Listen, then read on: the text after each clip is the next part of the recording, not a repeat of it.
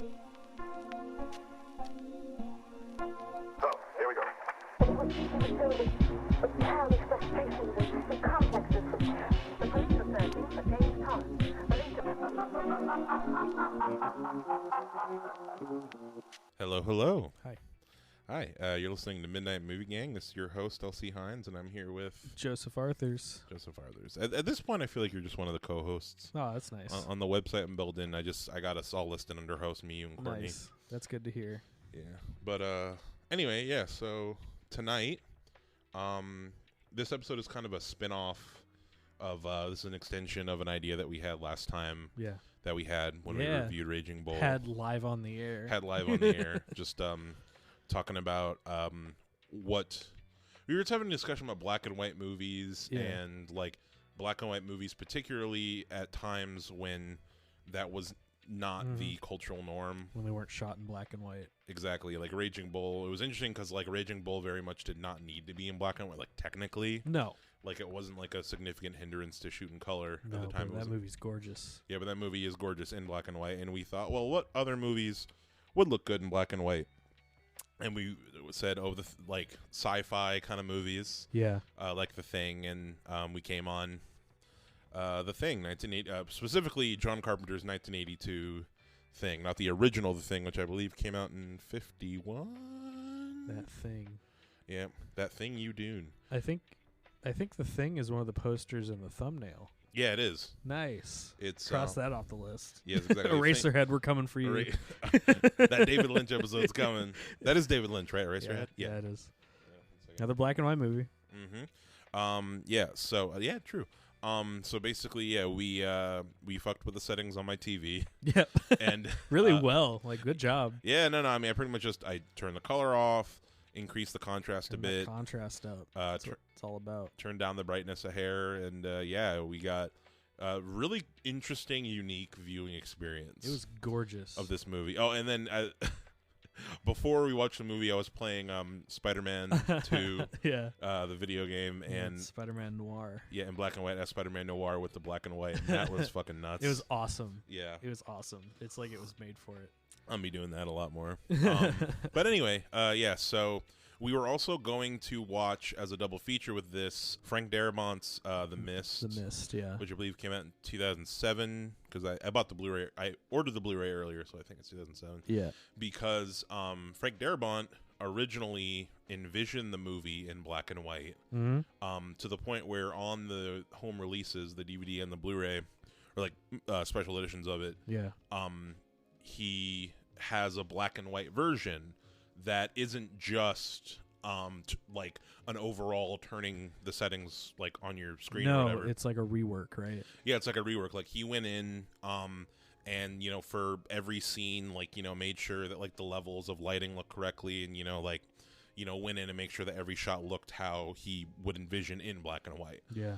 And there's a handful of other movies that also have been that, where the filmmakers like either envisioned it in black and white or thought like, oh, it would be really interesting if it was, and did that kind of it's like a whole subgenre in and of itself. yeah. It's a whole unique way to use like the filmmaking tools that we have now, and doing something interesting with it. And it's kind of cool because, you know, pre-digital anything, like being able to edit movies digitally, as far as color went, like you couldn't really, you kind of just got what you got. Yeah, that's true. And you could put like a filter over it. Yeah, you could do very slight color adjustment, but not nearly the fine tuning we can do now. Exactly, not something as drastic as we're able to do now. Yeah. Whereas like if you want, you can just like, you know, take your whole movie, put it in different color, you know. You can invert the colors. You can can have like the reds be really hot, and like you can do whatever you want now. Exactly. So it's cool that some filmmakers have decided to take that into account. Before we keep talking, we talk about, I want to mention some other movies that use that, but I also want to talk about our tea, because we're drinking tea. This is the same tea that me and Courtney were drinking last episode. We recorded the other day. This is Strawberry Sensation by Ahmad Tea, London. It smells good. It does smell delicious. What do you think of the taste of it? Have you not tried it yet? I haven't. I have a little baby mouth who's scared of getting burned. It's still too hot. Yeah. Yeah, it is fresh tea.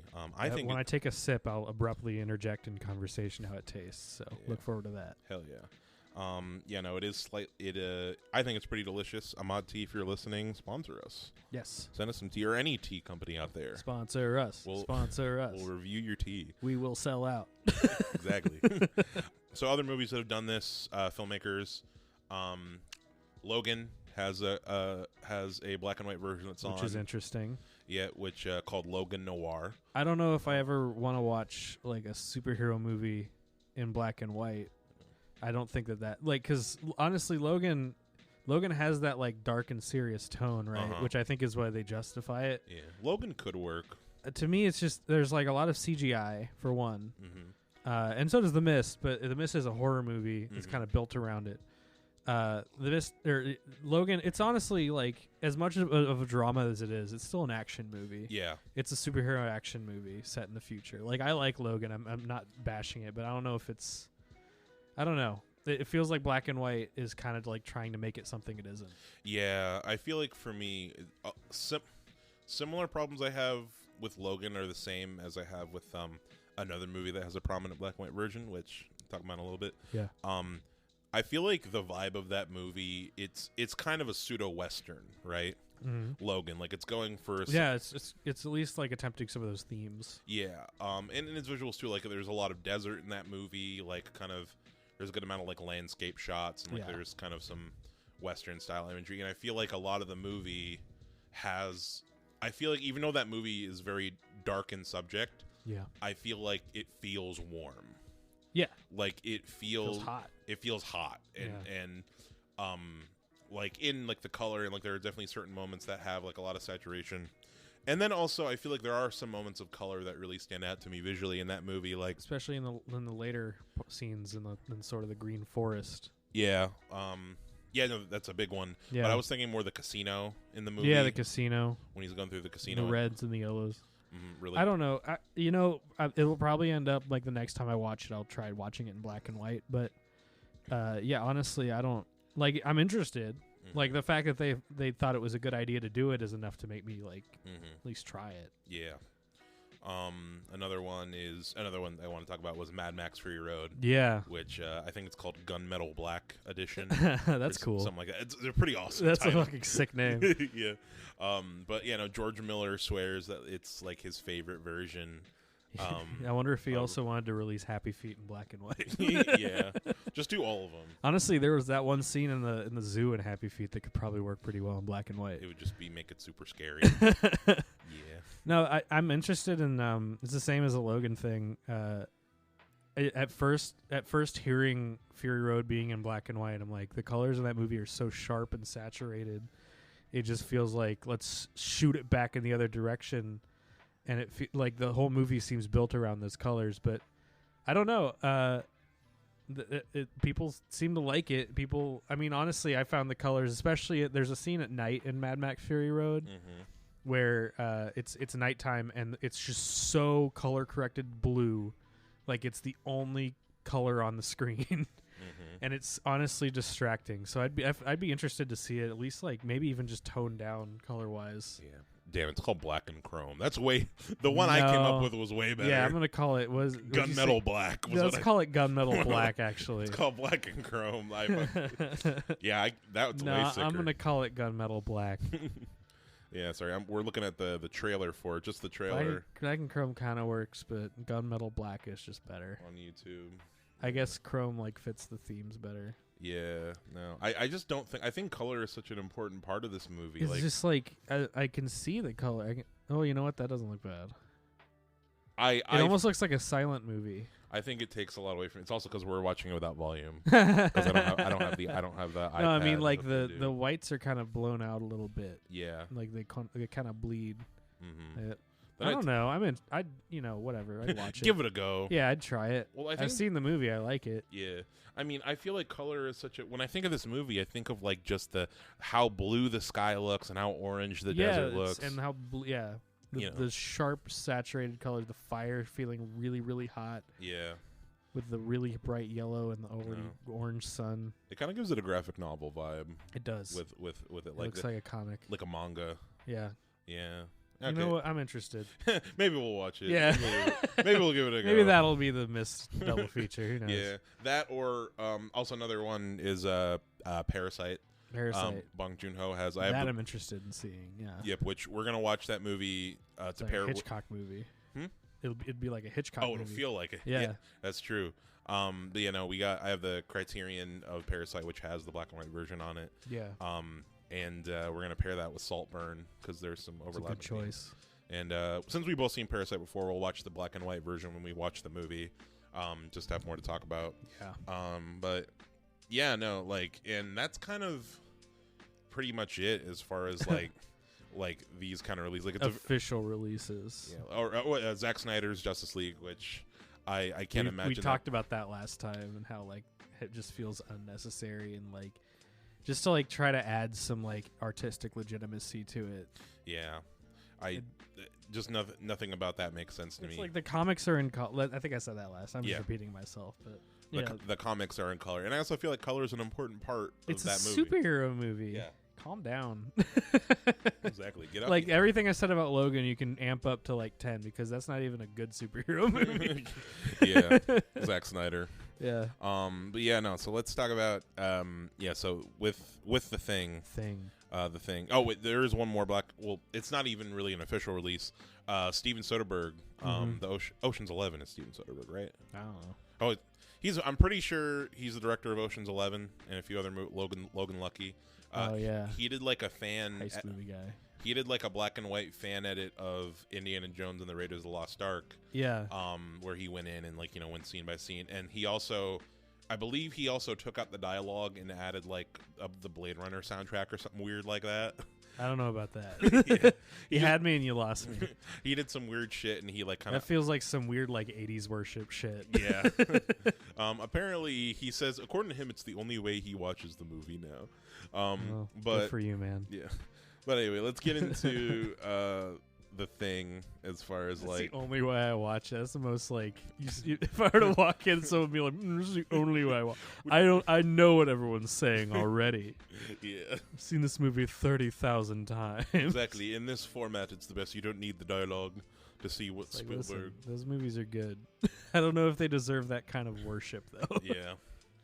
Especially nowadays with Yeah. Dial of Destiny. I still haven't seen Dial of Destiny. I don't think I ever will. Yeah, me neither. I heard it was bad. I thought it looked bad from I'm the okay. get-go. There are Yeah. 3 Indiana Jones movies. It sucks because it's directed by James Mangold, and I really like James Mangold. That's nuts. yeah. Different director, huh? Yeah, no, yeah. Spielberg didn't come back First for one. it. He was like, "Fuck no." They were like, "Well, we're gonna fucking make it anyway." He's like, "Fuck no, I'm making Fablemans." And Harrison Ford was like, "How much?" Okay. Whatever. I'll just Yeah. keep playing my old characters. Yeah. Well, I mean, Harrison Ford has always said he enjoys playing Indiana Jones way more than he enjoys playing Han Solo. I think he fucking hates playing Han Solo. Oh yeah, no, he hates Star Wars. I don't know why. Yeah. I mean, he just isn't into the. To put it bluntly, He doesn't like sci-fi, right? he ain't into that nerd shit. Yeah. Yeah. Which He just seems like kind of an ass. yeah, like apparently he's not the nicest guy, but I love his movies. It's whatever. I think he's a very charming actor. Yeah, That's all I need to know about him. his characters are always Yeah. super likable. Absolutely. But with The Thing, 1982. Oh yeah. That we watched in black and white. I guess we should summarize the plot of the movie, which Yeah. when you get down to the core of Ooh. it, the plot is pretty simple. Oh, it's genius though. Yeah, I fucking love it. It's so fun to think about. yeah. So yeah, spoiler alert for 1982's The Thing. Check it out. Watch it. Watch it. So the movie opens up on a base in Antarctica, a science base in Antarctica. They do some kind of science They here. do some science. They never tell you what. Don't worry about it. They need dynamite and flamethrowers though. Yep, and guns, and they need a They need fully guns. stocked bar. Shotguns. Yeah, they have like 6 shotguns by the door. Why? Yep. I don't know. Just for this for this situation. exact situation. It's the 80s, man. Anyway, science base in Antarctica. Yep. And the movie opens up with this dog, this cute sled dog, Very cute dog. husky dog, running through the snow towards Yeah. the base while a helicopter's on its tail, and Very poorly attempting to shoot it when mhm.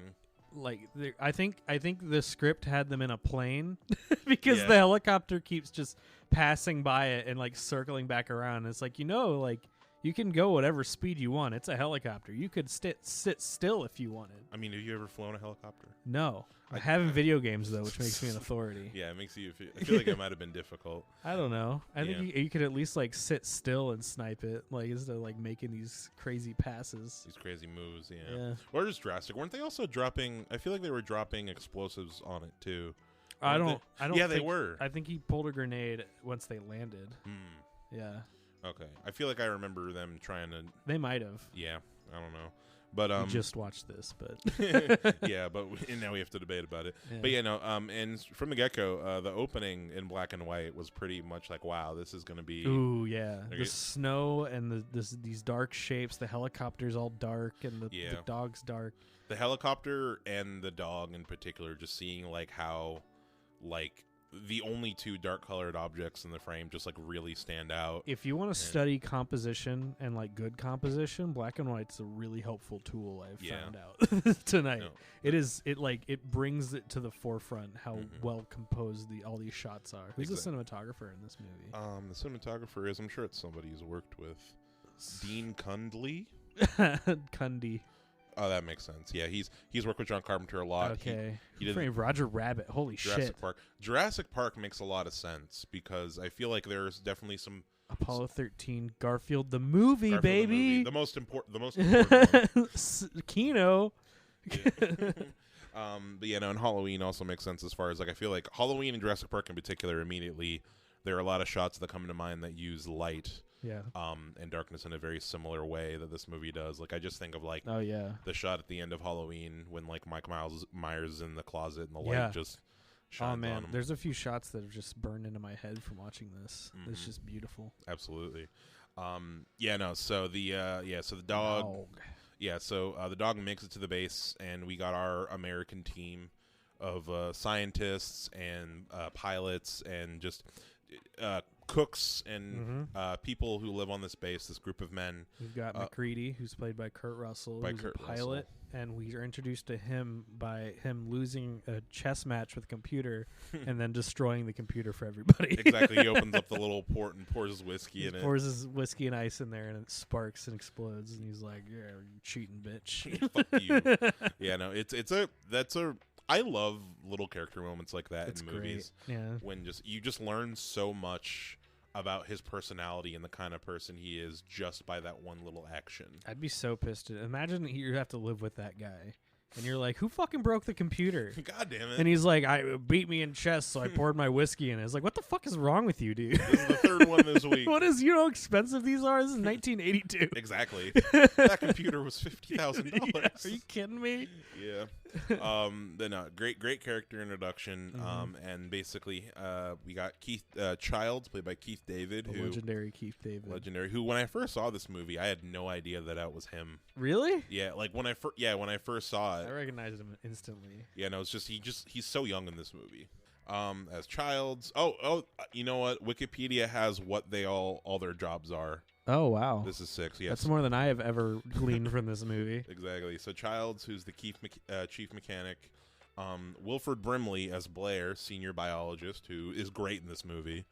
Honestly, one of my favorite. There are performances. like 3 scientists here, only 3 scientists, and the rest are just in charge of the base. exactly. That's kind of cool. Keep shit together. Yeah, that is pretty. I sick. bet that's just how it really is. Yeah, I do like how at the beginning of this movie, once they all start kind of like trying to figure out what's going on, there's definitely you already see the divide between the nerds and the fucking jocks. Yeah, absolutely. The Yeah. blue collars and the white collars. Exactly. Like Palmer is just like fucking sitting back smoking weed in Yeah. the corner. Yeah. And like, McCready's all like, "Oh, this thing, it comes from outer space, see?" Yeah, that's know? true.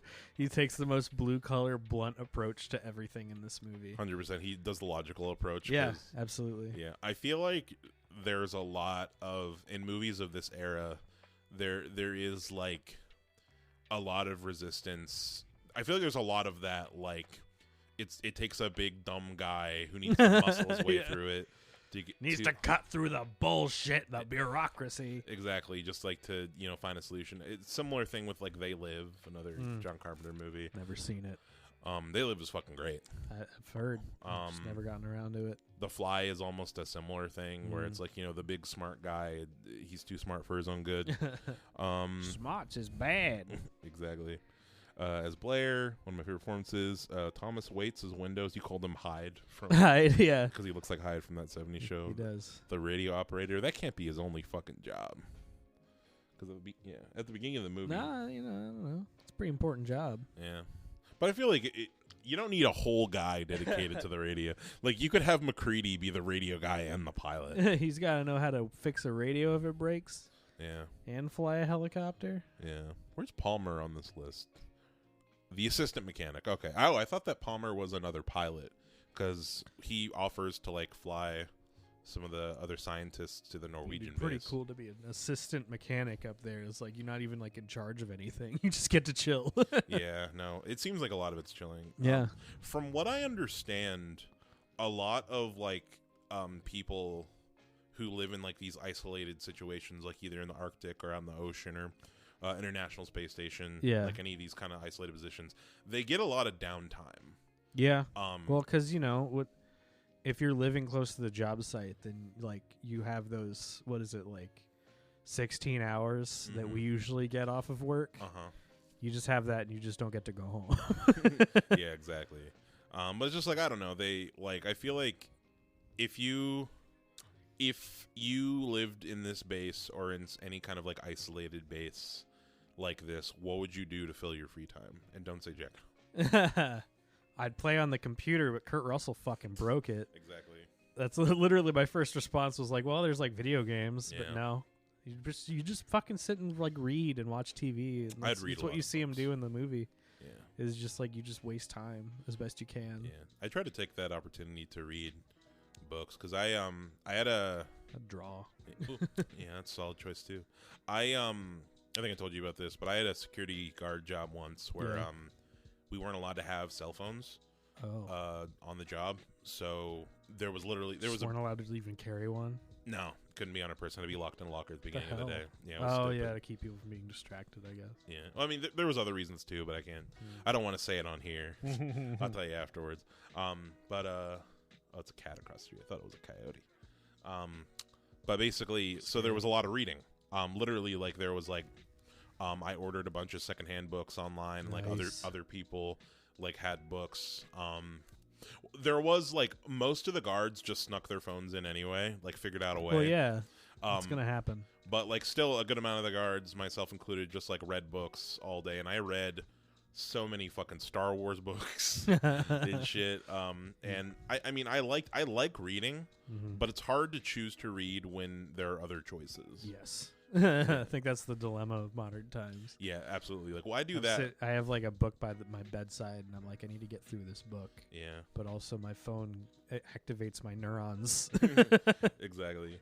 And there's so many books that I have that I want to read that I know I'd really like, but just it doesn't go through. Yeah, it's hard. Yeah. It's hard in the modern age or modern man. Yeah. Because when I ask you that question about what would you do on the base, immediately I thought, well, if I have a Just on my phone. if I have an Oculus Quest Pro, oh shit, yeah, I think I'm fine. Well, yeah, no, I was thinking, like, do I have 1982 technology or do I have modern technology? Let's say it's 1982 technology. I'm just watching. I'm doing what they're doing, reading books and watching TV, and watching shitty VHS. apparently tapes. not using the TV or not using the computer. No, not playing chess. Kurt Russell ruined that. Yeah. You got to use real chess. But they have like a whole shelf of board games that gets fucked up later, and true. I'm like, no, They get set on fire. We're gonna be so bored. you ruined our entertainment. Exactly. Yeah. But anyway, where were we in the movie? The dog. Still the dog. Yes. So the dog gets saved by the American team. The Norwegians try to kill the dog, and they don't explain themselves or anything. No. Well, one of them gets blown up, and then the other one gets shot. The two Norwegian guys. And they're like, and they're like in a panic state. They just need to kill the dog. They're freaking out trying to kill the dog. They get killed by the Americans, and the Americans are like, what the fuck just happened? What's going on? Why are they trying to kill this dog? They think the dog is innocent. Yeah. And we follow this dog a little bit, just kind of exploring throughout the base. And this dog actor is the best animal actor I've ever fucking seen. A+, honestly. Yeah, like he Plays a better alien than most people. exactly. Like it's just so creepy, and you can tell it's like it's the performance because you know Dead eyes. it just has dead eyes. It just stands so perfectly still. Like the first scene where it goes into the kennel with all the other dogs I love that. it's just like laying there, sitting there perfectly, and the other dogs are looking at it like, what the fuck? Those other dogs did a good job too, because they're like they act like that's not a dog. Yeah. That's like the thing that. Anyway, we'll get to that scene. Yeah, I guess pretty soon. yeah.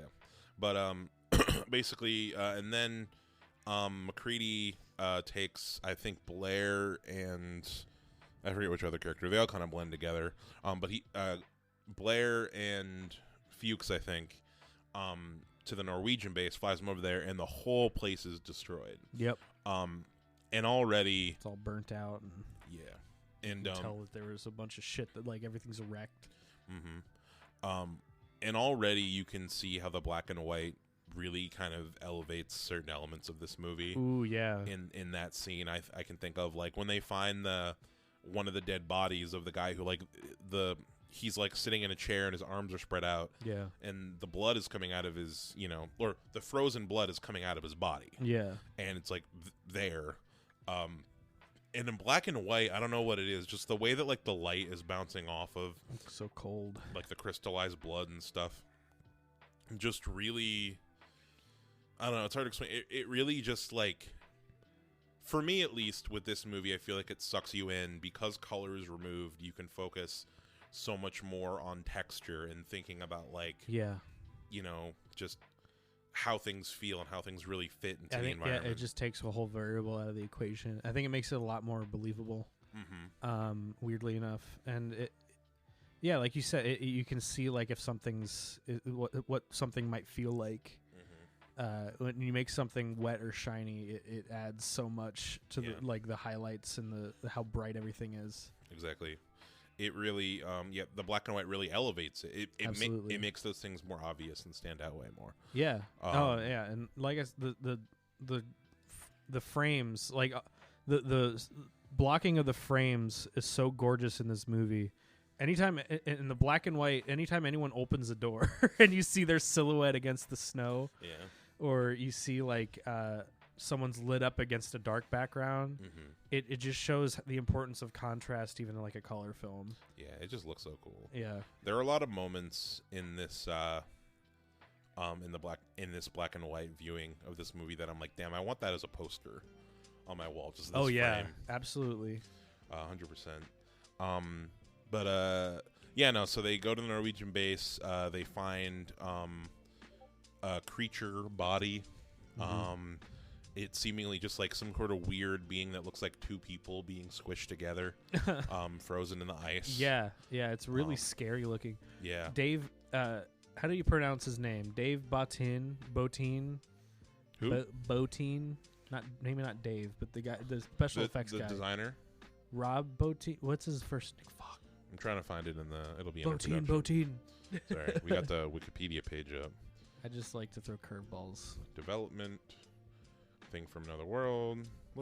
It doesn't, You guy who talk did- and I'll find it. Yeah, the guy who did special effects, his skill in just sculpting alone is just gorgeous, like perfect. Rob Bottin, I think it's Botin. Bottin. Actually, Botine. I think it makes sense because double T. He's done a lot of stuff too. Yeah. No, it's just master. Like if you hear someone talk about practical effects versus CGI, this movie comes up in every single conversation about it. And it's for good reason. This is like the pinnacle of what it can be. Like I'm seeing Total Recall up there on like his list of like what Other he's done. movies. This Yeah. looks better. Oh no, this 100% look better than Total Recall. Yeah. I also feel. I feel like a big reason might also just be there aren't as many effect shots as something like Total Recall. That's true, but there are a lot. I was noticing that there's a lot of effect shots. No, but the effects, like the and I mean the black and white adds so much to the effects because, like you said, it takes out a whole variable in the color.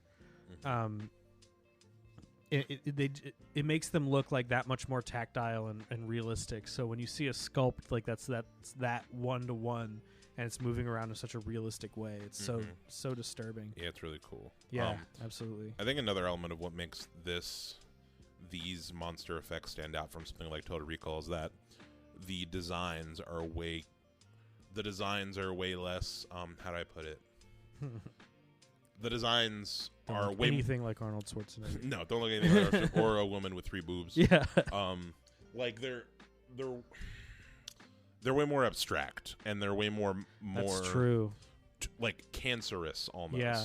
In terms of like any creature that you see the Thing kind of transfer. Like in reality, whenever we see the Thing being the Thing in this movie, Yeah. it's mid transformation into whatever it's transforming into. That's true. Like it's like the moments where we see the Thing doing its thing. It's That's when it's most disturbing, is when it's halfway between two things. exactly like Two animals. Yeah, so like we never really see it beyond turning into whole people. We never really see it transform completely into another into like a fully formed. In case you don't know, the premise of the Thing is it's an alien that can copy your genetic code, copy the genetic code of any living thing, and morph into a perfect impersonation of that thing. And to take that genetic code, it basically digests you. Yeah, like it eats you. It assimilates you.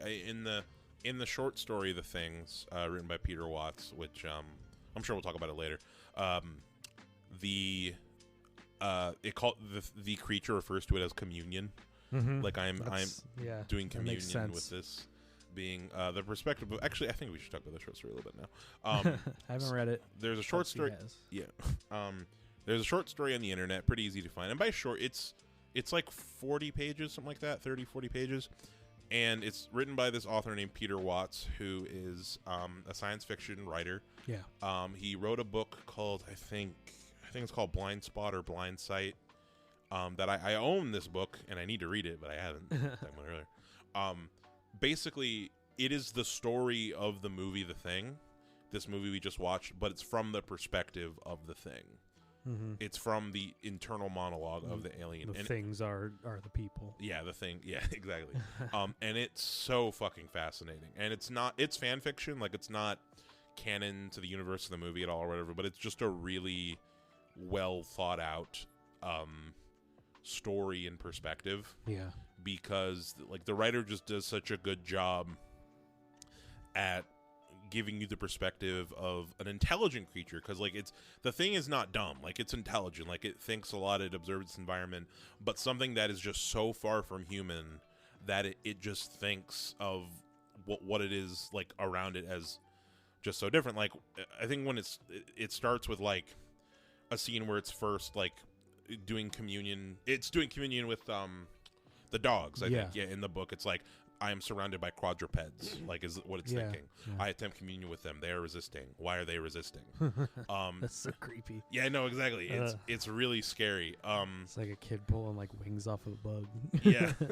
No, it's like super creepy. But that's so creepy. It views itself in the book as like, I'm an explorer, like I'm the universe's greatest scholar. Like I go around absorbing like biomass, and I learn from this biomass, and I expand, and like it considers that's how it thinks of itself. It's like it's like this. I think it speaks to like the super primal like animal side of us, and like nature in general, and how horrific it is. It's just compassion and cruelty aren't even factors that enter into it. It's just all about like, I'm hungry, I don't want to die. Yeah. Yeah. At its core, that is what it is. That's scary. That's a scary thing to dig into. Absolutely. That's why this thing, like, being in the middle of the room and just like trying to survive while they're all like trying to kill it. I don't know. That just like it's not angry at you. It doesn't like have any malice. It's just an animal that's trying to survive. Exactly. Yeah. It is very cool. Scary. Yeah. But where are you at? You were talking about the yeah, so they dissect the body that they find.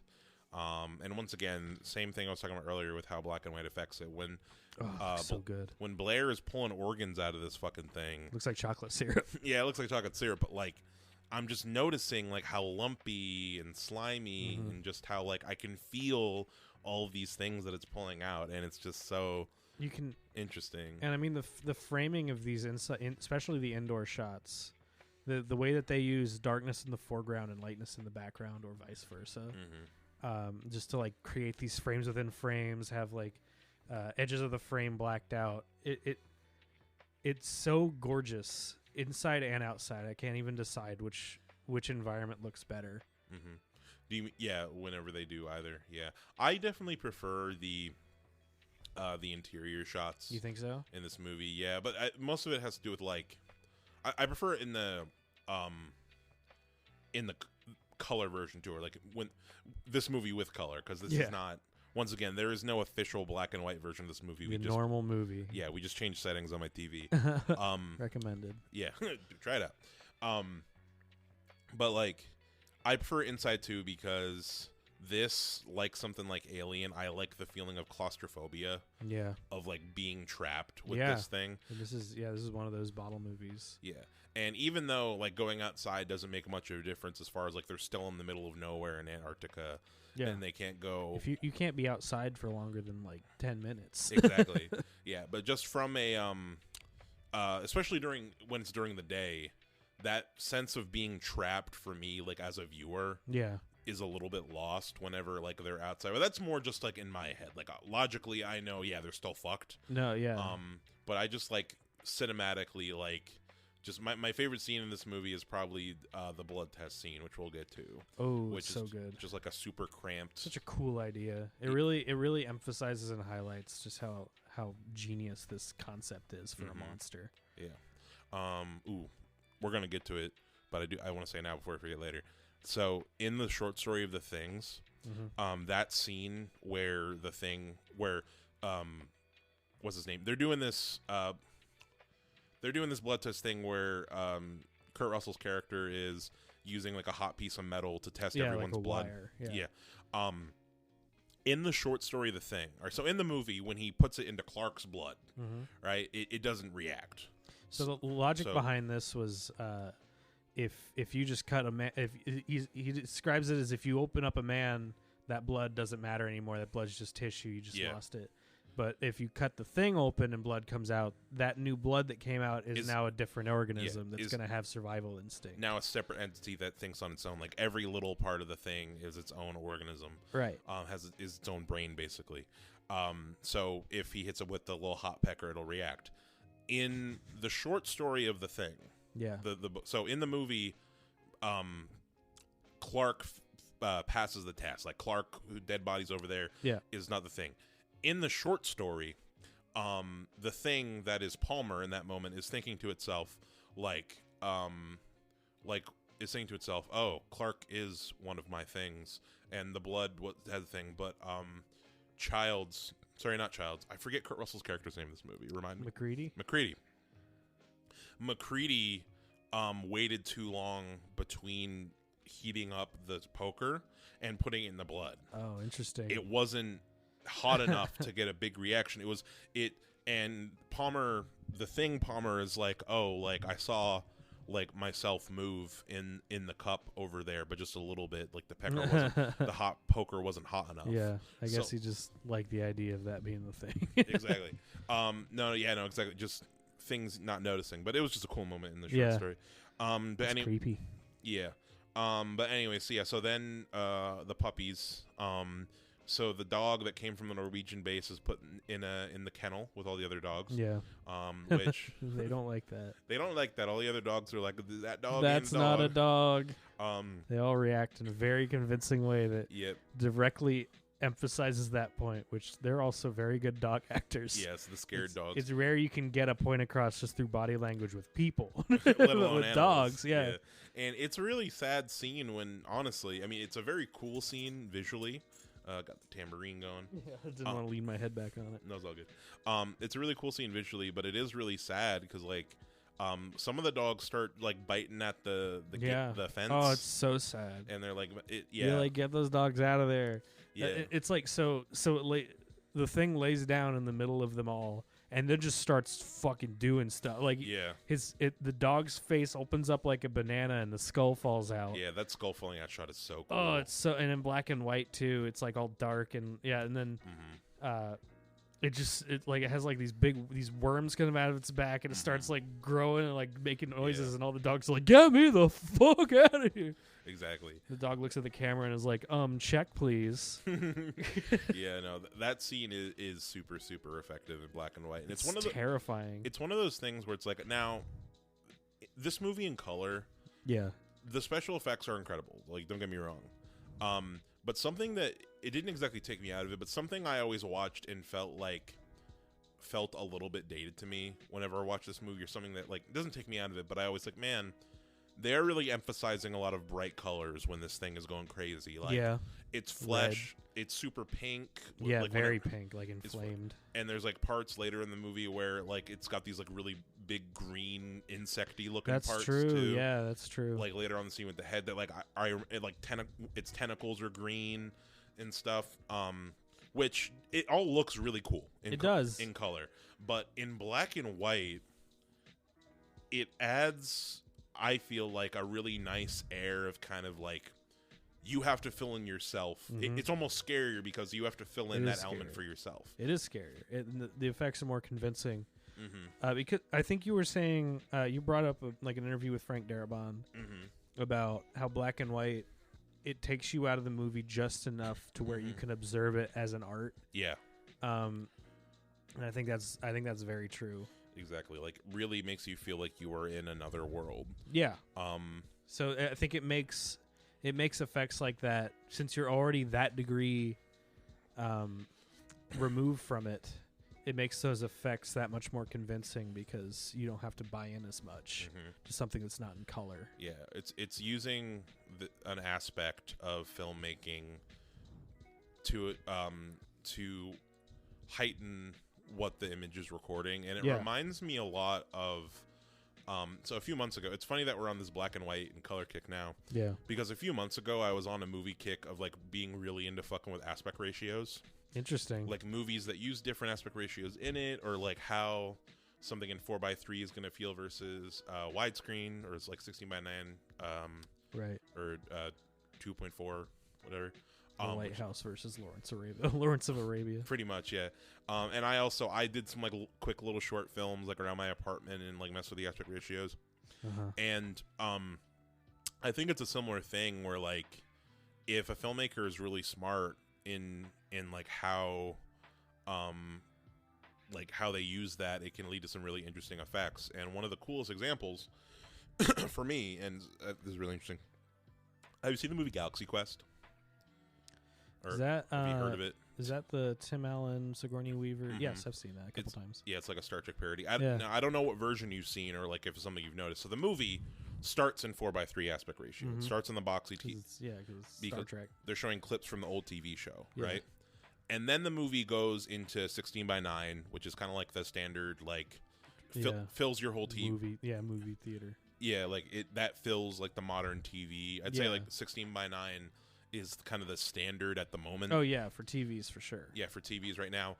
And then in the movie, when Tim Allen, so like he's on the spaceship, and when he gets sent back to Earth, there's a scene where he gets like put into this thing to get sent back to Earth, and then the ship doors open up and you see space, right? Yeah. That scene, when the doors expand, while the doors are expanding, the aspect ratio goes into widescreen.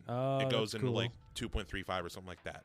And the in the theater, what that effect was supposed to be was it was supposed to make the screen go wider. Yeah. And when you watch it like on a home format, like it's actually, I think it was on Amazon Prime a few months ago. I watched it on Amazon Prime and it didn't do it. It just stayed in the 16:9. But on like the Blu-ray and on home releases, it does like expand and change into widescreen. It's so weird to think of like a comedy parody like that that does something that artsy as starting in 4:3. Yeah. That And deep then- into the movie. And Yeah, then changing 3 different. because that aspect would have to ratios. be 4:3 for a while. Well, no. It's 4:3 in the opening, Oh, and then and then it's 16:9, and then later. okay, it gets when- wider. Yeah, it gets wider once you see space for the first time. It's like once you're in the real world. Yeah, that doesn't really work on a TV. Yeah. Unless Well- it's like a box and you're. Well, I mean, on TV it does look cool, but the effect in the theater was supposed to have the screen was supposed to get yeah, wider. But in TV it would have to get shorter. yeah, right? it would get short. Well, it's kind of a tricky. When you watch the scene, it kind of makes sense because it does it while the doors are opening sideways. Okay. So, and it's from a cut to black. Oh. So it does like work well on TV, but in theaters it was supposed to make it look like it gets wider. But like projectionists back then, I don't know, they probably still do it now for like theater projection movies. They'll like back then when it was just film projection in Yeah. theaters, they would basically go to like a certain point in the movie, look at what the aspect ratio is, and then set up that projector for what it is. And apparently a lot of projectionists, when they first got those reels of Galaxy Quest, Yeah. only went to the 16:9 part and set up the movie for 16:9. And when the movie was going, when that effect happens of the screen getting wider, it went into the fucking curtains in the movie theater, because that's how That's funny. it like fucked up a lot of screenings for that movie. Please give notice. Yeah, write it on the reels, you know. Let them know. But no, I mean, I'm always really interested whenever directors or filmmakers do anything like that, like Yeah. fuck with some kind of fundamental. Yeah, that's really fun. Yeah, Of course, they're all good.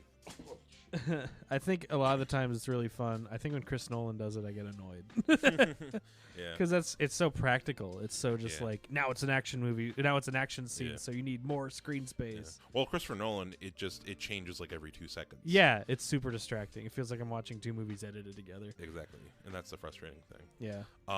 Another movie that does that, I haven't seen it in a while, but I watched a video about it. Grand Budapest Hotel does that, Oh, okay. where like the first part of the movie, but it does it to show what time period we're in. Oh, okay. Like the first part of the movie is in 4:3 because it takes place in like the 30s. The middle section of the movie takes place, I think, in like the 60s or 70s, and it's widescreen. Okay. Or like a 2x4 like CinemaScope kind of thing. And then the last third of the movie is in modern day, and it's 16:9. It's like this That's modern cool. standard to differentiate time periods, and that I feel like is a lot more easy to deal with than Christopher Nolan's. Like I'm switching between IMAX and regular every 2 Yeah. seconds. No, absolutely. When it's a very deliberate choice like that, when you're trying to show something rather than just we shot this on two different cameras, Mhm. I think that's that's definitely preferable. Yeah, But this movie is in 16:9. yeah. Or is it? I don't know. God, we just watched it. I don't remember if there's bars. There I are don't- there are black bars. I remember. Oh, okay. And then It's not in 16:9. you pointed something out about it. It's a wider screen than that. I couldn't tell you It's gorgeous though. exactly what. Yeah, no, great looking There's movie. all these shots. There's a specific shot where Kurt Russell opens the door behind, I think, one of the scientists, Mhm. and the scientist is like in the foreground. He's lit by his desk lamp, and the room is dark. And Kurt Russell's lit from behind, so you can't see his face. in the door. So you see the worry on this guy's face, and you don't see Kurt Russell or his intentions, and it's just it's staged in like it's like a perfect 2-shot. The composition of it, where it's just two things right next to each other, the two highest points of contrast, the 2 light points, and it was just Mhm. such a gorgeous shot. And the camera lingers on that shot for a while. Mm-hmm. That's the shot that's been sticking in my mind the most, I think. That and Yeah. like some of the stuff with the helicopter over the snow. That is a great shot. Yeah. I think I dig the most. One of my favorite shots in black and white is I forget the guy's name. He's like the bigger guy who like when the hands go in. Yeah. But the shot after that, when tentacles are coming out of the dude's stomach and Yeah. it flies up, I think that's really effective in black and white. Very. Because in color, those tentacles are like green Mm-hmm. and it looks kind of snotty colored. You don't know what it gives like more mystery to it. Exactly. Like it adds like it makes it extra. I think the word I'm looking for it really is a good example of like why black and white can be so effective in these scenes where you're supposed to be unsettling. That's what I'm looking Yeah. for. Because things feel so artificial and so strange, it adds to that sense of unease, and Yeah. it makes me think about I feel like a lot of movies do this, like when it's supposed to be dark or like characters aren't supposed to be able to see, Yeah. it'll go like a black and white kind of thing. Like Yeah. you ever seen the movie Don't Breathe?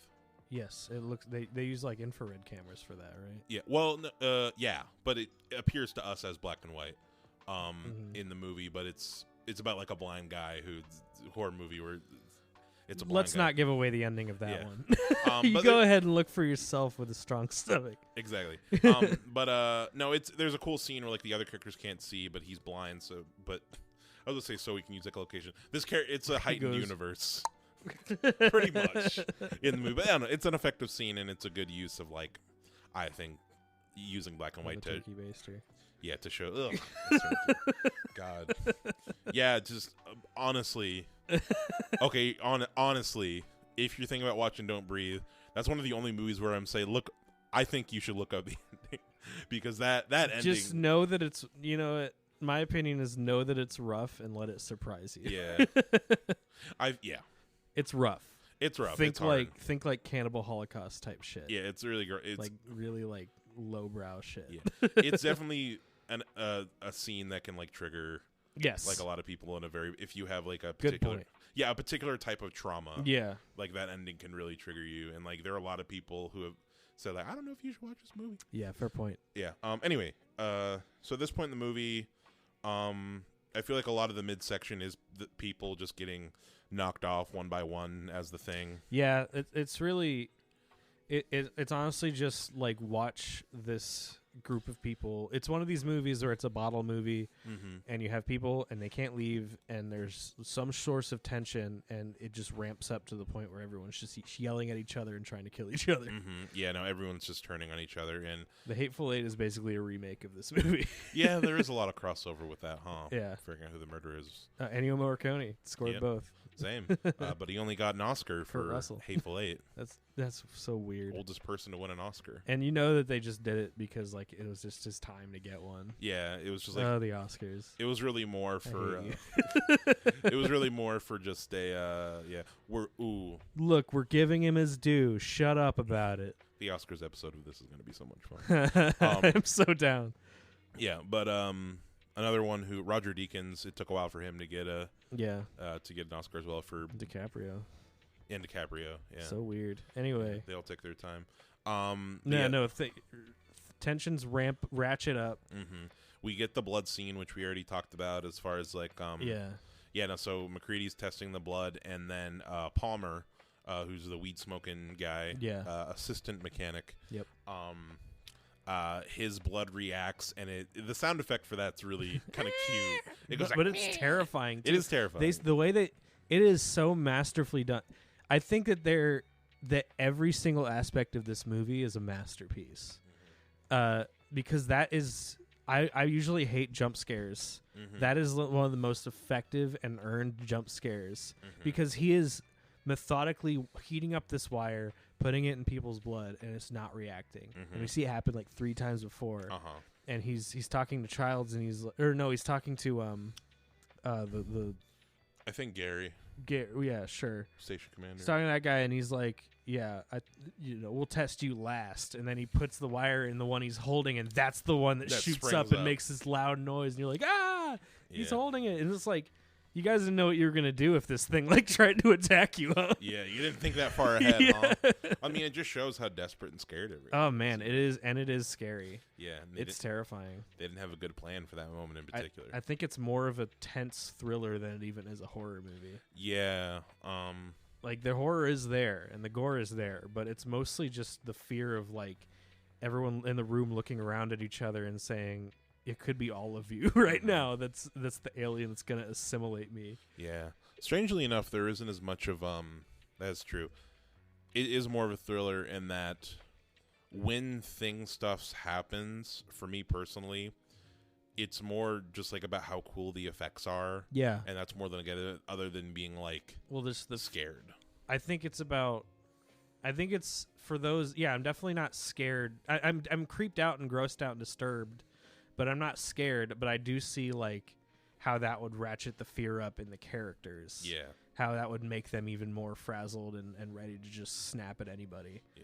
I guess the concept here isn't as disturbing or as horrific as something like I'm thinking about like Alien. Yeah. How like Alien's a horror movie. Yes, absolutely. And I think it's like a slasher movie. Yeah. That's exactly what I think.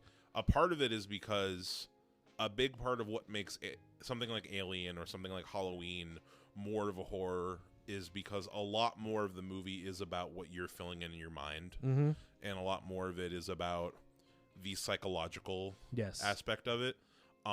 It's meant to scare you specifically. Yeah. Like with Alien as an example, like whenever you do see the creature in that movie, it's like in shadow or it's partial or it's something in the background. Yeah, you barely see it. Yeah, like it's a hidden thing. Whereas for good reason, because when you see that thing in broad daylight, it looks kind of goofy. It does. It like lunges its arms out, goes. Me and Courtney rewatched the first Alien recently, which, by the way, that could be a whole other thing. Yeah. We rewatched Alien and Aliens for the longest time. Aliens was my favorite Alien movie. Really? Yeah, it was the second one. Alien is not my favorite. I love Alien. Aliens went down a lot in the rankings for me. Really? Yeah, I think. I think Alien is great. Yeah, no, the first Alien is amazing, beautiful, fantastic. Yeah. Ridley Scott's one of my favorite directors. The atmosphere in it's so good. Whereas, in the thing in this movie, just getting back to the creature, when you do see the creature, you see the whole thing. Oh yeah, nothing like, is left to the imagination. Yeah, is hidden. And I don't think that's a detriment. I think it's great because the effects are so wonderful, and how disturbing the effects are is the scary bit. Yeah, but I feel like it is not.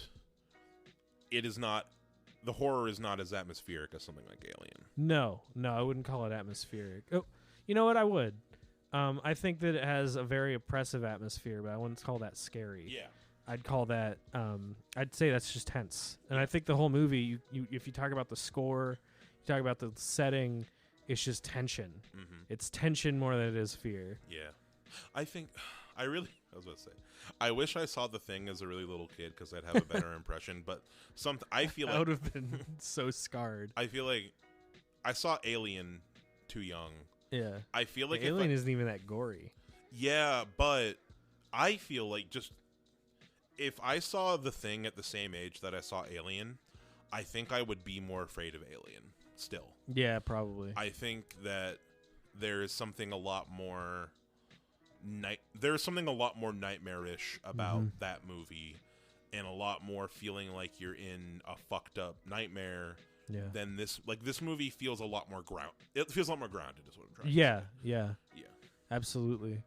Yeah, no, I remember, and honestly, I remember watching Predator for the first time as a kid, and that has the same sort of approach to the monster as Alien does, and even less so because the whole first half of Predator is just an action movie. Yeah, it's like completely separate from Predator. I remember me and Courtney tried to watch Predator, and they were like, "Well, when the fuck is the Predator showing up?" Yeah, exactly. Like, they hadn't seen it before, and they're like, I didn't know that so much of the movie wasn't. The best way to do that is to just go in completely blind, like Dusk Till Dawn. Oh yeah, and just be like, "What is this?" Yeah, just like, oh, it's just because there's no indication aside from like the very first shot. Mm-hmm. I think this shares the opening shot with The Thing where it's the spaceship hurtling toward Earth. Yeah, that's true. Interesting. Man, that'd be a good triple feature. Yeah, Predator and God. I think Predator and The Thing is probably a pretty good double feature. I have a hot take about just the Predator movies. Hit me with it. My favorite Predator movie is the third one, Predators. Never seen it. I've only ever seen Predator. Dude, it's directed by Robert Rodriguez, and it's fucking sick. Wild. Because let me. I want to break down the concept for you because it's dope. So. The movie opens up with Adrian Brody falling out of the sky, right?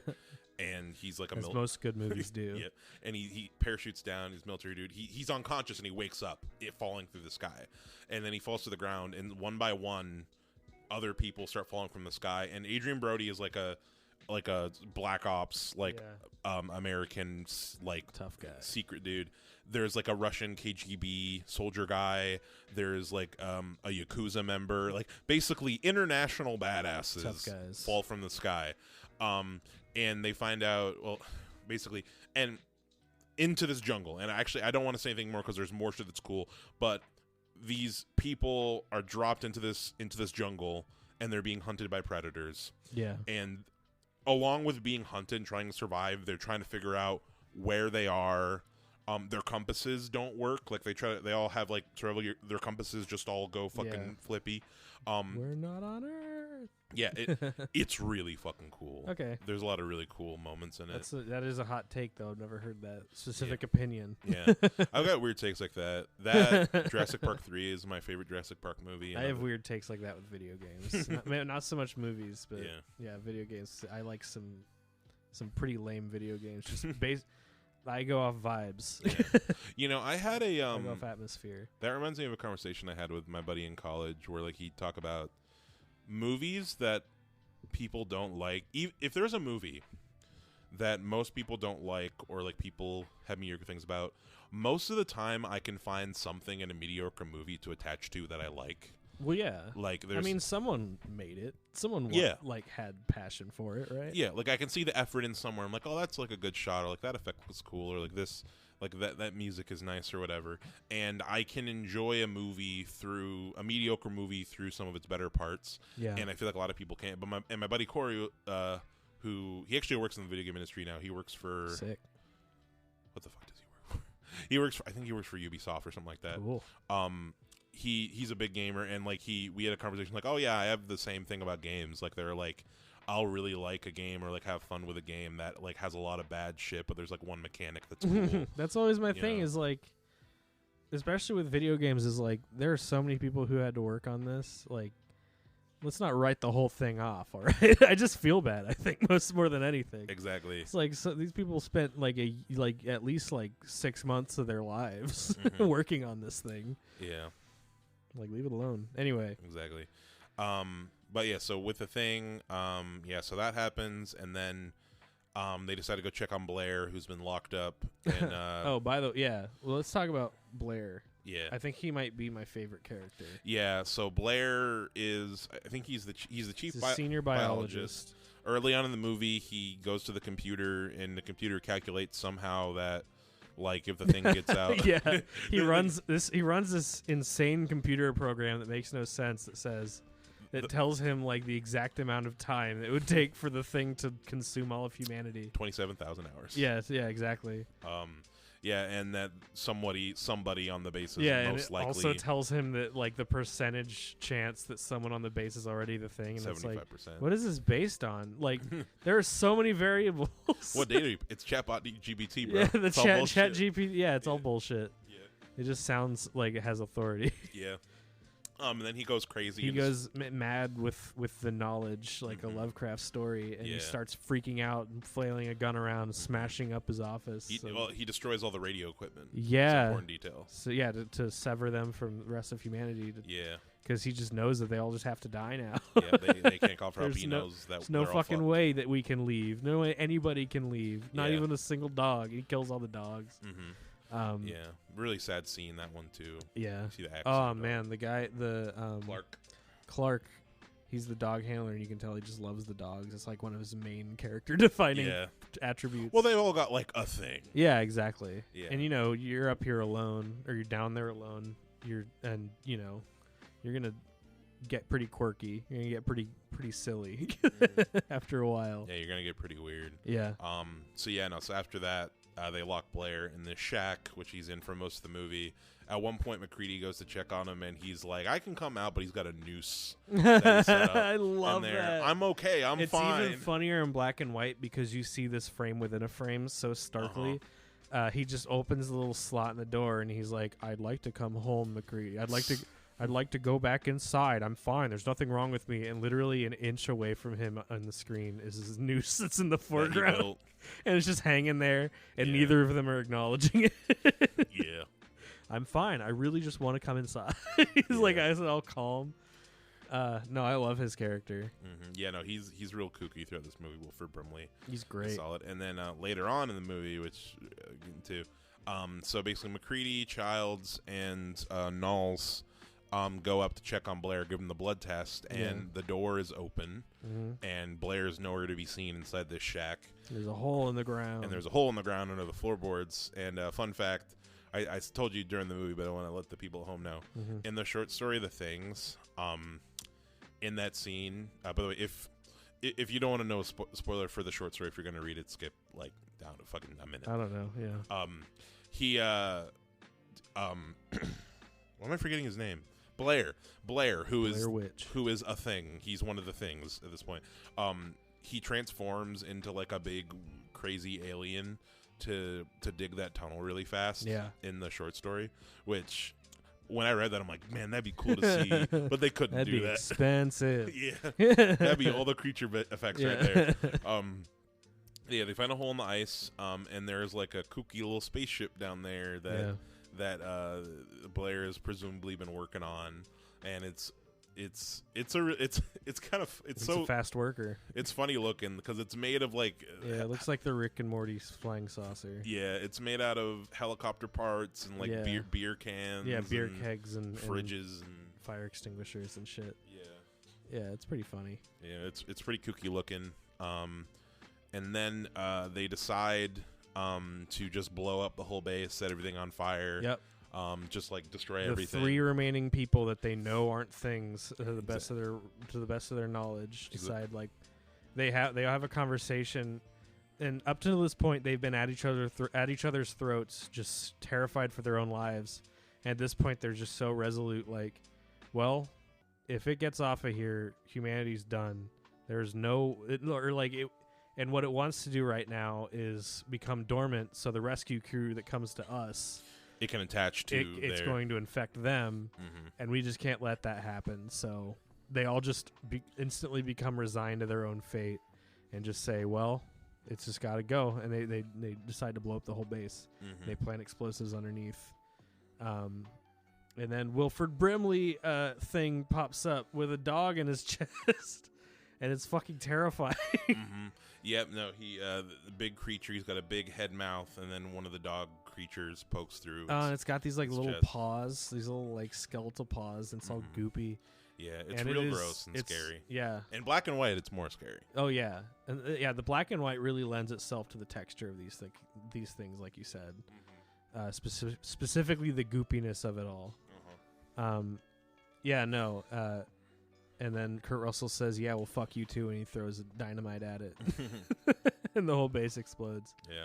And then it's just him and Keith David. At the end, staring at each other, being like, we're just going to sit here for a while. Yeah, they're both of them think each other are the thing, or maybe they are also the thing. Or maybe they are both, or maybe one of them is. Yeah. I will say, the short story, The Thing, gives a definitive answer to which one of them is or isn't the thing. Which I feel is unnecessary. I'm not going to say what it is, because honestly, no matter what it is, it's disappointing. No. And I mean, it's not canon, so it's like whatever. Yeah.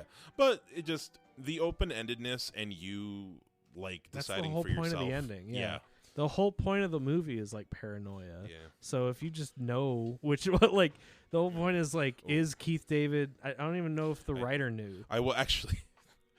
So he might have been bullshitting, but John Carpenter said in an interview that there is a distinct answer to whether or not one of them is or isn't the thing. Whoa. He said that there is. I think he's bullshitting. I think he's bullshitting John too. Carpenter strikes me as a bullshitter. Yeah, which that's really I don't think there is either. But I the fact that he said that's funny. I just see all the fucking nerds on Letterboxd being like, here's why I think my opinion is a child is the thing. My opinion is neither of them are the thing, and they're just gonna die in the cold. Courtney's theory. I'm lame, and I'm just like, I don't think. Yeah, that's fair. Like, I just like no. I think there is not an answer. I think I agree that there is no answer, but my fun little fan theory. Courtney thinks they're both the thing. Interesting. Well, you see, that's the most interesting thing because like, I don't know which is a scarier thing. I keep saying thing. I don't know which is scarier if you know you're the thing when you're infected or if you don't. Because if everyone knows, because if one of them knows that they're the thing, but they're just perfectly imitating a person, that's fucking creepy. Like, that's scary. But Yeah. if you could be the thing and you don't even know it, is that even scary? Would I even be worried? Like, well, nothing changes for me, does it? Yeah. I don't know. It's really interesting to think about, though. It's a solid premise, and honestly, this whole movie is just watertight. Yeah, no. There's no fat. Every scene is just filled with so much tension. Yeah, and it's all just perfectly logically tracks. Yeah. There's not. I can't find a single plot hole. The black and white, for the most part, really does just like add a stark level of just of despair and of isolation. So you said you prefer the indoor scenes. I prefer the outdoor scenes, specifically at night. Oh yeah, no, the because night does look better. The black is so dark. It is so dark. It is when they're lighting flares and lighting fires, the fire's just white and it still feels super cold and super like you are isolated and alone. There is no warmth. There's nothing pleasant here. It's all just you. You're just surrounded by death. You're not even surrounded by death. You're surrounded by a place where life was never given an opportunity to exist. No, it's gorgeous. It's absolutely gorgeous. I recommend watching this movie like this. Yeah, no, it's very cool. I think the only parts where it might kind of suffer is there are definitely I bet I didn't notice a good amount of. Actually, one of them I very much didn't think about until you said it. Was when they're chasing after the balding guy. I forget his name. And he screamed. Norris, I think, is that character. Yeah. And he like roars and stuff. He's like mid transformation. Yep, and they're outside so that scene, that character is like covered in red light from the flares on the ground. Yeah. And it's like definitely. I think that scene loses power in black and white. That's fair. Yeah, I think it was still pretty powerful. But yeah, I think you might be right. I think the red adds like this certain like dread. To the whole because everything's washed in red, and then once they set them on fire, it becomes bright orange and yellow, so it's like shocking. Yeah, I want to say, and most of the time, fire in this black and white does look really cool just because of how overwhelming it is on screen. Yeah, it's gorgeous. Yeah, but definitely that scene, and I'm sure there are other similar ones that are like that too. But I wouldn't have thought about it if you hadn't said it. Yeah, so that's true. Yeah, that color adds a lot. Yeah, but the fun novelty of black and white. Yeah, I mean, color. I think personally I prefer the black and white version of this movie. Version in quotation marks. I mean, color is definitely important. It's just the thing is, I mean, the thing is like, it's different when it's a movie that, if it did exist in color at one point, but the filmmakers actually curated and specifically made a black and white version. I know it's going to be different because there is actually intelligent thought behind why they're lighting certain scenes certain way, why there's like they're focusing and highlighting on certain parts of the screen. Yeah, I would never want to see. I would never want to see Goodfellas in black and white. Exactly. Goodfellas like movies like that use color so specifically. Yeah, I would want to see Boogie Nights in black and white. Yeah, but no, when we watch The Mist and the black and white version of Parasite, I think there are definitely going to be things that we can see, like, a filmmaker's hand definitely went into making this. Oh yeah, absolutely. And I mean, like, it feel like this. Yeah, the fact that they never even considered making, like, as far as we know, putting this movie into black and white, and it's still so beautiful, just speaks to the competency of the cinematographer and the director. Yeah, it's just knowing the basics and having full mastery of contrast and framing and lighting. Yeah. The fact that it still works in black and white is it's honestly just like a litmus test. I think. I wanted to ask you this at the beginning of the recording, but I forgot. I'll ask now. Did you ever have a bias towards black and white movies? And do you think I certainly know a lot of people now who have an inherent bias of like, oh, it's in fucking black and white. Did you ever, and what made you turn? And then why do you think people have that? I think I had it as a kid, but ever since I've been an adult and been like sort of taking movies more seriously, I haven't really had any kind of bias either way. I've always, I think black and white. Since to be honest, I don't watch a lot of black and white movies, but it's not really because I just watch more modern movies. Yeah, we're just not we just don't come across that content as we're not exposed to that much content. But when I watch like Casablanca or like Citizen Kane or anything like that, I still think it looks really pretty, and it might just be because of the novelty of it. But yeah, no, I've never really. It is interesting that people have that bias. I've never really understood it. I think movies look just as pretty in black and white as they do in color, usually, especially when they're filmed in black and white. But I guess I kind of get it where it's like it just has a connotation in your mind of like this is old, so this is boring, and I'm not going to be able to relate to this very strongly. It's probably just that. It's probably just old movies are boring. Yeah. Yeah. No, I from an early age, it was never super a big problem. Mostly, I think a big part of what made me never super have a bias against it is the fact that I grew up watching the original Twilight Zone with my mom. I love the Twilight Zone. Yeah, like we had a DVD box set, and we'd watch that shit all the time. Yeah. So I was very used to that. Outer Limits. I was very used to watching black and white content. Yeah, and I mean, then, sorry, I don't mean to interrupt. No, you're good. I was gonna say, and then I think the first black and white movie I saw that made me really think like, okay, like it's nothing to scoff at. If it's in black and white, is 12 Angry Men. Which was one of my first criterions. Yeah, you know what? That's another. Yeah, I love that movie. Yeah, and I'm like, okay, like it really is just like, you know, just a technique and a choice. You know? I will tell you something. I did have a pretty big bias against. My bias is going away now, but still, it depends on its usage. Recently in modern films starting to be like either fully filmed in or like use heavily 4:3 aspect ratio. Yeah, that has been happening a lot recently.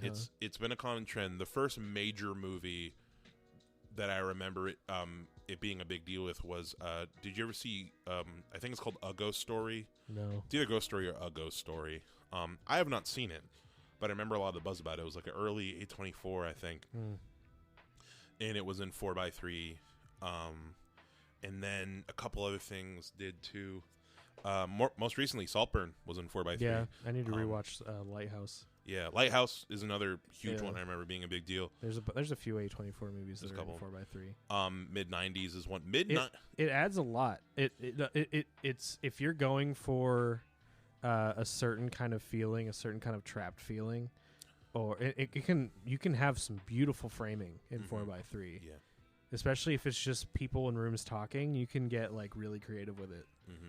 Yeah, it used to piss me off so much whenever I saw that a movie was in 4:3. Really? In like a modern movie.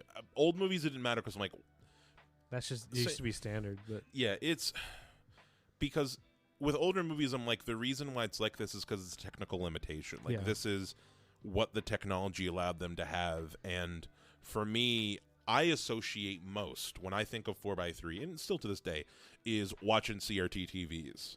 Yeah, like 4:3 is reserved for Drake and Josh. Okay. You know, it's reserved for Full House. Like it's sure. I think in my brain, I'm like 4:3 is the sitcom television framing. I mean that's just my bias. Like when I think widescreen, I think like I love like CinemaScope super wide. Well, yeah, me too. Screen. I love a super wide. But it's like any other creative choice. Yeah. Like I think widescreens work for like westerns or movies that take place outdoors, or you have like really detailed vistas. You have like a clear vision. I think the bigger the movie, the wider the screen should be. But if a movie is intimate, yeah. If you want a movie to feel intimate, I think that I think it would have been an interesting choice if the thing had been all exterior shots wide, all interior shots 4:3. That would have been interesting. That wasn't. I think it's a useful thing because last movie I watched that was in 4:3 was Saltburn, and it was really striking at the beginning. And I was like, "Why is this movie in 4:3 if it takes place at a college?" And then we get to Saltburn, and it's like, "Oh, this makes perfect sense." He's like trapped. He's like in this weird environment that feels like closed in. I think it's a very valid, and Lighthouse makes perfect sense too. And also just it looks really pretty sometimes. I was watching a video about Saltburn. A big reason why they went with 4x3 in the Saltburn scenes, it is to be trapped as well, but also to show off like the giant tall architecture Right. Yeah. of Okay. the Saltburn like estate, and just showing how like small the character is in this big environment. You Yeah. know? No, it's great. Yeah. And I think that's It- most of what a frame is used for, is just like what is Yeah. your subject matter. It worked really well for there. Yeah. I just remember the first few movies that I saw with Lighthouse was one that when I saw it originally, I haven't seen the Lighthouse in a while. Yeah. It pissed me off because I'm just like, this just feels really like pretentious. Okay. Like almost like, oh, look at me. But that's how I felt at the time. Yeah. Since then, I understand. though, and I'm sure when I go back and watch it, I'll feel differently. But like since then, I've seen some examples, like mid '90s really broke the mold for me with 4x3. Yeah. Because, and honestly, I think a big part of it is because I very much more understand the vibe of what they're referencing by It's like choosing. shot on video kind of thing, right? The movie's supposed to look like an '90s MTV special. Yeah, if it's set in which- the 90s, that just makes sense, right? Exactly. And while I didn't grow up in the I was born in Me neither. 1998. I didn't grow up at that time. I still remember. We still grew up with 4x3. Yeah, still 4x3. I still remember things similar to that. Like it reminded me of like, this feels like some kind of like Cartoon Network live action, Yeah. thing. Like I can relate to this vibe way more. And this does look like an old skate tape, or like I feel like Tony Hawk Yeah. kind of vibe. And because of that, I'm like, wow, this really does immerse me more into this time period. Yeah. And makes it feel so much more Uh-huh. there. And I think a big part of it was just because like I relate to it so much better, and that really opened the floodgates for something like Saltburn or something like sorry, excuse me. Like, what's another example I can think of? Other than the Lighthouse. Yeah, there are other 4x3 movies I've seen that I liked. None are coming to my mind right now, but It does feel like, Yeah. especially when I watch Saltburn, it just makes you feel like that, like it's got this very restrictive feeling, Mhm. like someone's grabbing you by the head. Mhm. Like you're not like wide angles, or not wide angles, but wide aspect ratios tend to feel a lot freer, Mhm. and they're used when you have a lot of like broad landscapes. I totally respect 4x3 as a utility for if you don't have a huge budget. Sure, yeah. Because you literally don't have to focus as much on the backgrounds, because you can fill that smaller frame with humans. Yes. You can focus way more on your characters and on like little things. I and think it's great. to the point where after watching all the videos I thought about today, I've had an idea for a short film for a while and what I want it to be. And when I eventually do it, it's going to be 4x3 black and white, Nice. because I think I'll be able to get the vibe across better. Damn. And it'll be he had a easy. full redemption arc. No, 100% he, wa- turnaround. he watched The Lighthouse and he was like, what is this pretentious bullshit? And then he's like, I'm going to make some pretentious bullshit. If you told me that 2 years ago, I'd be like, yeah. I don't mean it's not pretentious. Yeah. But yeah, no, very cool. So as far as the thing goes, let's do, we're stealing the segment from another podcast. Yeah. What prop do you want from Theft. this movie? If you had to pick a prop. I like Kurt Russell's big dumb hat. He wears a really big stupid hat. It's shaped like a rectangle. It looks like a sombrero. It's got this like Yeah. it's like a cowboy hat, but the front is like folded up, and it just looks stupid. It just makes him look really dumb. And if you look up, I think it's John Carpenter and Kurt Russell laughing at the thing. It's like taken from their DVD commentary, or it's like an anniversary commentary, and they're both just laughing. They bring up the hat and they talk about how dumb the hat looks. It's that, or I'll just go with the hat. I'm not even gonna say a second choice. Yeah. I like the big dumb hat. I'm kind of what I really want to say. I've got one that I really want, and then one that I think would be a more practical Yeah. take.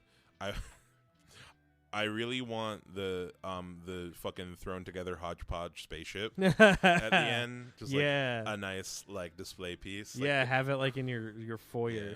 or just like maybe like a miniature version, like maybe something like that big, you know, like Yeah. a model would be cool. You have it one with like seats in it, and you watch movies in it. Oh yeah, that'd be cool. Yeah. But realistically, as far as like space is concerned, I want Windows' sunglasses. Yeah, those are great. Yeah, Yeah. they're really cool sunglasses. Yeah, Um, not the flamethrower, huh? Because that was my second choice. no. Well, it's not unique looking. It's just a fucking flamethrower. Yeah, but I'd have a fucking flamethrower. Yeah, I'll take the flamethrower from if we ever do Once Upon a Time in Hollywood. I'll take the flamethrower. From Yeah, that there we movie.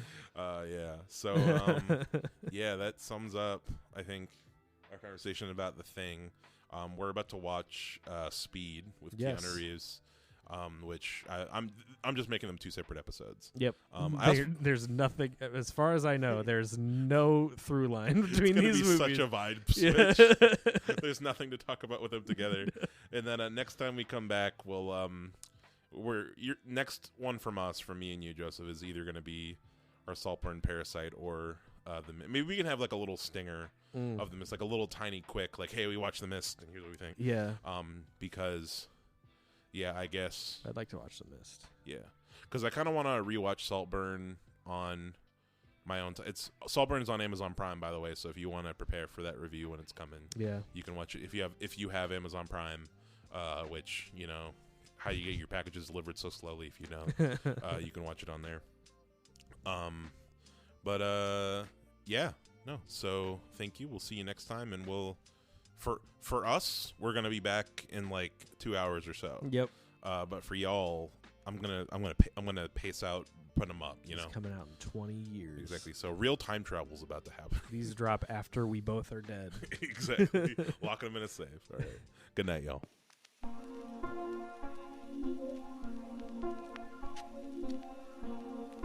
So, here we go. It was filled with child expectations and complexes which the police are searching for James Thomas, believed to be the lover of Miss Williams, and her partner in the horrible murder of Walter. Where's everybody that I'm here to walk out? Oh, please tell me where they've gone. Please tell me. Sorry, I don't know. How long did you smile and how long could I got in here? 3 tickets to Albany on 6 o'clock train tonight. What do you think? Special agent.